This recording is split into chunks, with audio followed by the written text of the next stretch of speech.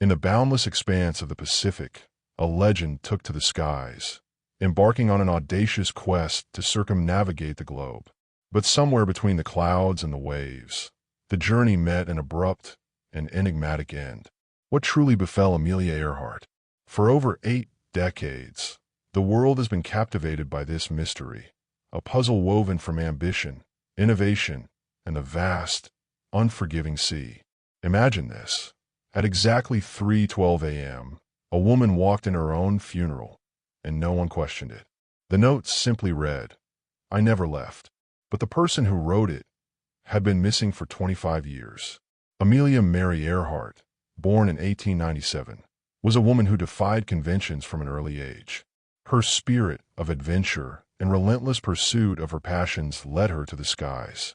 By the 1930s, she had become a global icon, shattering records and expectations, becoming the first woman to fly solo across the Atlantic Ocean, a feat that catapulted her into international stardom. She wasn't just a pilot. She was a symbol of courage, a beacon of female empowerment in an era of significant societal change. But for Amelia, the sky was not the limit. It was merely the beginning. Her ambitions stretched further, towards an unprecedented challenge, to become the first woman to circumnavigate the globe. This ultimate test of her skill and endurance would solidify her legacy as a true pioneer of aviation. The world watched with bated breath as she embarked on this shining adventure, a journey that promised new experiences and a deeper understanding of flight, of people, and of herself. To conquer this monumental task, Earhart acquired a state-of-the-art aircraft for its time, the Lockheed Model 10 Electra. This powerful machine, her flying laboratory, was equipped for long-distance travel and held the promise of achieving her audacious goal. Joining her on this perilous journey was Fred Noonan, a seasoned navigator with a reputation for his expertise in celestial navigation. Together, they faced the daunting prospect of traversing vast distances over land and sea, relying on their skills and the technology of the era to guide them. After weeks of relentless flying, covering over 22,000 miles, Earhart and Noonan reached New Guinea. This remote outpost would be their final land stop before embarking on the most challenging leg of their journey, a 2,500-mile flight across the immense Pacific Ocean to the tiny Howland Island. Howland Island was a minuscule speck of land in the heart of the Pacific, a coral atoll barely 2 miles long. Finding this needle in the oceanic haystack required navigation of exceptional precision. Stationed near Howland Island was the U.S. Coast Guard cutter Itasca. Its mission was to provide crucial navigational assistance, including radio bearings and communication, to guide Earhart and Noonan to their remote destination. However, from the outset, establishing reliable radio contact proved to be a frustrating ordeal. Several factors contributed to these communication challenges. Earhart's Lockheed Electra was equipped with an experimental radio system, and against the advice of some, she had a crucial 250-foot trailing antenna removed before departing for Miami. This antenna was vital for long-range communication and for operating the radio direction finder. Furthermore, neither Earhart nor Noonan were proficient in Morse code, the primary mode of communication used by the Itasca. Earhart insisted on using voice transmission, further complicating matters. Adding to these difficulties, the receiving antenna under the belly of the plane was likely ripped off during takeoff from Las Ruff Airfield, further impairing her ability to receive radio transmissions. Weather conditions also played a significant role. Reports indicated cloudy weather along the route to Howland Island. If Earhart's plane flew into heavy cloud cover, it could have prevented Noonan from taking the necessary celestial sightings for accurate navigation, making their reliance on radio guidance even more critical. The stage was set for a challenging and potentially perilous final leg.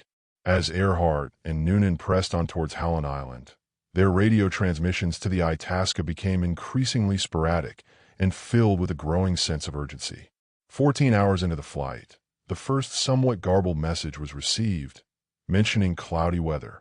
Later transmissions indicated they were circling, unable to see the island and unable to hear the Itasca clearly. As the hours ticked by, the tone of Earhart's voice grew more concerned.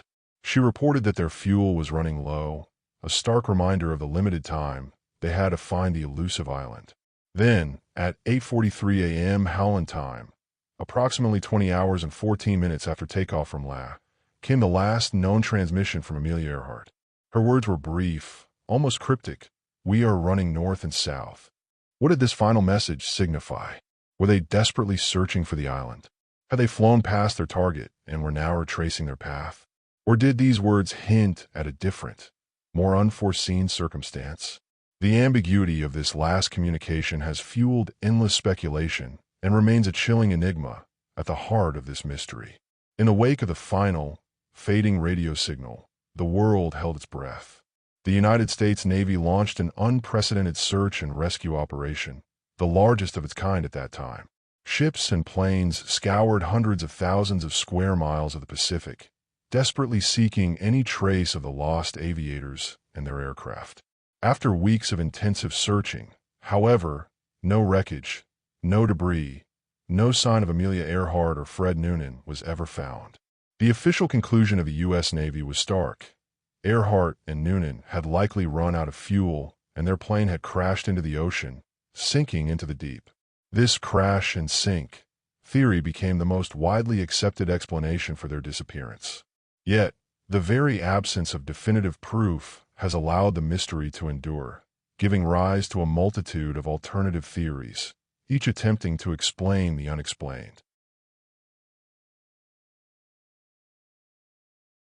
In the tense years leading up to World War II, the Pacific was a theater of growing geopolitical friction between the United States and Japan. Against this backdrop, a more controversial theory emerged, that Amelia Earhart and Fred Noonan did not simply perish in the ocean, but were captured by the Japanese. Proponents of this theory suggest that Earhart and Noonan may have inadvertently, or even intentionally, flown over Japanese-controlled territory, particularly the Marshall Islands. Suspecting them of being American spies on a clandestine mission, the Japanese military allegedly took them prisoner. The 2017 documentary, Amelia Earhart, The Lost Evidence, presented a photograph purportedly showing Earhart and Noonan alive after their disappearance, seemingly supporting this narrative. However, this so-called lost evidence soon came under intense scrutiny. Investigations revealed that the photograph had actually been published in a Japanese travel book 2 years before Earhart's final flight, effectively debunking its connection to her disappearance. Furthermore, the ship identified in the documentary as a Japanese naval vessel involved in transporting the captives was also misidentified.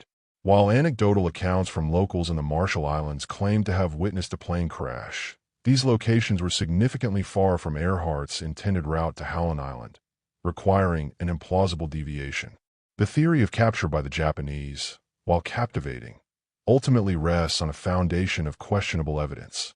Hundreds of miles southeast of Howland Island lies Nikomaroro, a remote and uninhabited coral atoll. Here, a compelling theory suggests a different fate for Amelia Earhart and Fred Noonan, that they made a forced landing on this island and survived for a time as castaways. In 1940, a significant discovery was made on Nikomaroro, human bones. Initial analysis suggested they belonged to a man, but later, more advanced forensic analysis in the 1990s and 2018 indicated that the measurements were more consistent with a woman of Amelia Earhart's height and ethnic origin. While the original bones have since been lost, the data from these analyses lends considerable weight to the Nikomaroro theory.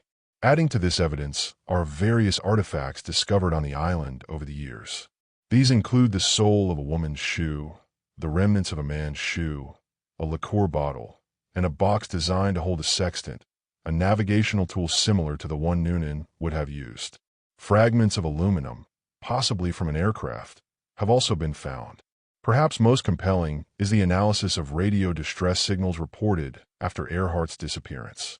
Researchers have identified numerous credible signals that appear to have originated from the vicinity of Nikomaroro. The timing of these transmissions even coincides with low tide patterns on the island, suggesting Earhart might have been able to briefly run her plane's engine to power the radio. The final credible signals ceased around July 7th, which aligns with an unusually high tide that could have swamped the Electra and silenced the radio.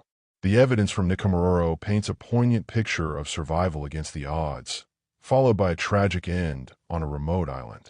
A persistent whisper in the narrative of Amelia Earhart's disappearance involves the shadowy world of espionage.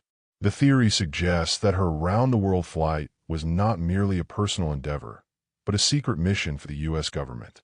The idea is that Earhart, a celebrated figure with access to remote regions, was tasked with gathering intelligence on Japanese military activities in the Pacific. This theory often intertwines with the notion of her capture, suggesting that her spy mission led to her being apprehended by the Japanese. Some proponents even suggest that President Roosevelt himself authorized this covert operation. However, despite the allure of this cloak-and-dagger scenario, concrete evidence to definitively support the spy theory remains elusive. While the historical context of rising tensions with Japan makes the idea intriguing, it largely resides in the realm of speculation, lacking the tangible support found in other theories. The enduring mystery of Amelia Earhart's disappearance is punctuated by intriguing inconsistencies and lesser-known details that continue to spark debate. In a telegram sent before her final flight, Earhart mentioned radio misunderstanding and personnel unfitness. What exactly were these misunderstandings? Did they play a critical role in the unfolding tragedy? The question of Fred Noonan's sobriety before the flight has also been a subject of discussion. Could any lapse in judgment have contributed to navigational errors? Were there critical miscalculations in fuel planning, especially considering the headwinds they encountered? Could a slight navigational error have led them hundreds of miles off course in the vast expanse of the Pacific? And what about the fleeting glimpse of a plane-shaped object captured by sonar in 2024? While initially promising, it was later identified as a natural rock formation. Yet, these tantalizing clues serve as reminders that the full story of Amelia Earhart's last flight may still hold undiscovered secrets. The quest to unravel the mystery of Amelia Earhart's disappearance continues into the 21st century. Despite the passage of decades, numerous expeditions, equipped with cutting-edge technology, have ventured into the Pacific, hoping to find some definitive trace of the Lockheed Electra. Underwater sonar imaging has been employed to scan the ocean floor, searching for any anomaly that might resemble the wreckage of a plane. Bones found on Nicaragua have been subjected to modern DNA analysis, though conclusive results remain elusive due to the age and condition of the remains. The enduring fascination with Amelia Earhart fuels this ongoing search. Researchers, historians, and enthusiasts remain dedicated to uncovering the truth, driven by a desire to solve one of aviation's greatest enigmas. Perhaps one day, a new discovery will finally shed light on the fate of the Queen of the Air. Amelia Earhart's story transcends the simple facts of a failed flight. It is a tale of courage, ambition, and the enduring allure of the unknown. Her disappearance has captivated generations, becoming a cornerstone of aviation legend and a testament to humanity's fascination with unsolved mysteries.